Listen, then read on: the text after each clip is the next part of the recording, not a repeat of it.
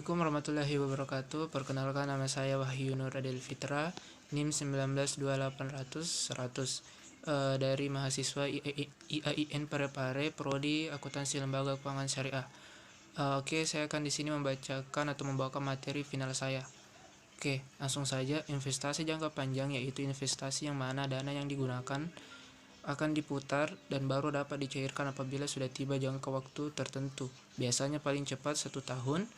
Investasi jangka panjang juga bisa diartikan sebagai penanaman sebagian kekayaan modal dari seseorang atau perusahaan terhadap perusahaan atau personal lain untuk mendapatkan penghasilan tetap atau menguasai objek lain tersebut.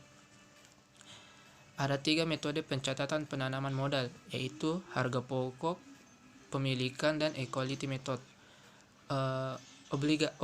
Obligasi adalah istilah dalam pasar modal untuk menyebut surat pernyataan utang pernyataan utang. Penerbit obligasi terhadap pemegang obligasi. Penerbit obligasi adalah pihak yang berutang dan pemegang obligasi adalah pihak yang berpiutang. Jenis obligasi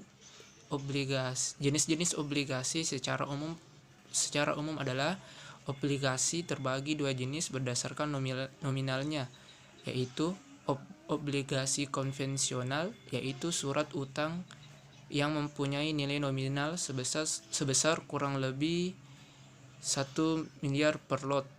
Kedua, obligasi retail, yaitu surat utang yang mempunyai nominal kecil, yakni misalnya 1 juta.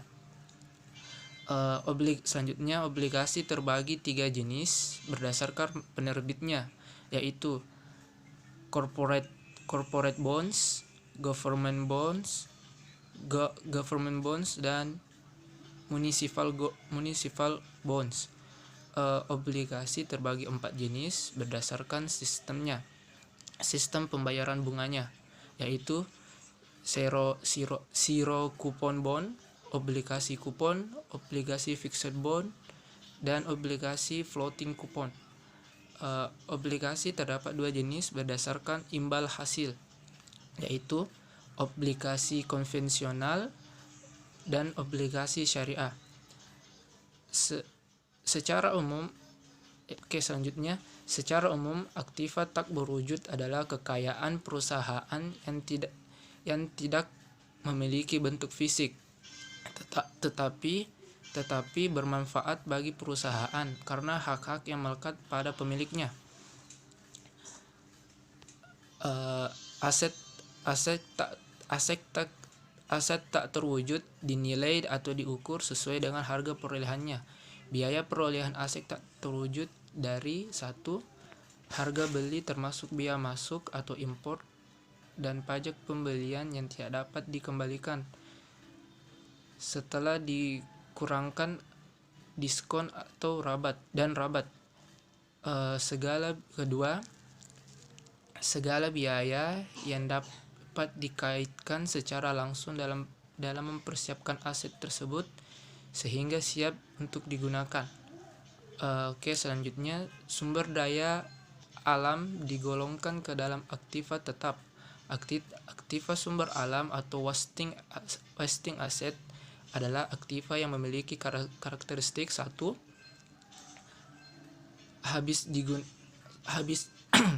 Habis digunakan melalui penambangan. Kedua, tidak dapat diganti kecuali kayu. Ketiga, penggantian sumber daya alam berlangsung secara alami. Sumber daya alam seperti tambang digolongkan dalam aset tetap, bukan sebagai persediaan, karena yang diperdagangkan dalam lahan tambang adalah kandungan yang ada di dalam tanah itu sendiri, dan bukan tanahnya yang mengandung hasil tambang, di mana tanah yang mengandung hasil tambang inilah dinilai dan nantinya akan didepresiasikan. Tanah yang mengandung tambang diakui sebagai aset tetap sementara hasil tambang itu sendiri. seperti batu bara, barulah dimasukkan ke dalam persediaan. Aktiva lain disebut juga dengan harta lainnya atau other asset. Aktiva lain memiliki beberapa pengertian, yaitu adalah perkiraan atau akun yang tidak dapat dikategorikan pada harta aset di atas, baik dalam bentuk aset tetap, aset investasi, aset tak terwujud, dan aset lancar. Oke, sekian dari saya, lebih dan kurangnya mohon dimaafkan. Wassalamualaikum warahmatullahi wabarakatuh.